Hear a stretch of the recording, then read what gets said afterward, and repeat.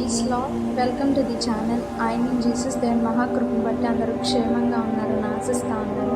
ఈ దినం దేవుని వాక్యం ఆదికాండం 34:8. అప్పుడు హామోరు వారితో, షెకెము అను నా కుమారుని మనస్సు మీ కుమార్తె మీదనే ఉన్నది, దయచేసి ఆమెను అతనికిచ్చి పెళ్లి చేయండి. ఈ దినం మనం హామోరు గారి జీవితం నుండి ఒక విషయాన్ని ధ్యానించబోతాము.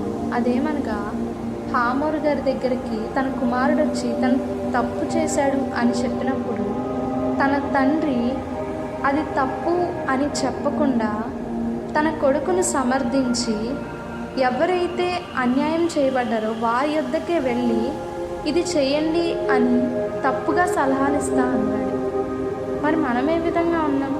మన యొద్దకి ఎవరైనా ఏదన్నా వచ్చి మనతో పంచుకున్నప్పుడు, వారు ఒక బాధలో ఉన్నప్పుడు తప్పు చేశాము అని చెప్పినప్పుడు దాన్ని మనం సరిదిద్దే వారంగా ఉన్నామా, లేకపోతే నువ్వు చేసేది కరెక్టే, ఇలానే చెయ్యి అనే వారంగా సలహా ఇచ్చే వారంగా ఉంటున్నామా? ఒకసారి మనం జ్ఞాపకం చేసుకున్నాం.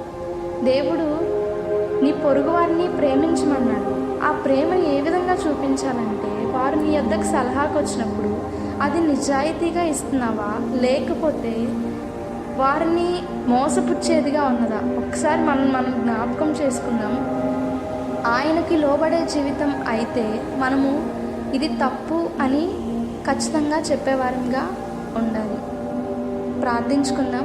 మమ్మల్ని మిక్కిలిగా ప్రేమించిన మా ప్రియ పరలోకపు తండ్రి, దేవా, ఈ దినమందు ప్రభా నాయన మమ్మల్ని ఇటు రీతిగా ఏర్పరచుకున్న విధానాన్ని బట్టి మీకే కృతజ్ఞతాస్తుతులు చెల్లిస్తూ ఉన్నాను తండ్రి. నాయన, మా యొద్దకు ఎవరైనా వచ్చి ఏదైనా తప్పు అని ఇది నేను చేశాను అని చెప్పినప్పుడు ప్రభానైనా నీకు మొరపెట్టి దేవా వారికి సరైన సలహానిచ్చే వారంగా మమ్మల్ని తీర్చిదిద్దండి ప్రభా. నీ యొద్దకు చేర్చే వారంగా మమ్మల్ని లేవనెత్తండి ప్రభా. నీకే వందనాలు.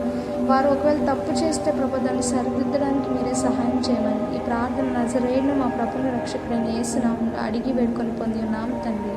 ఆమేన్. Praise lord.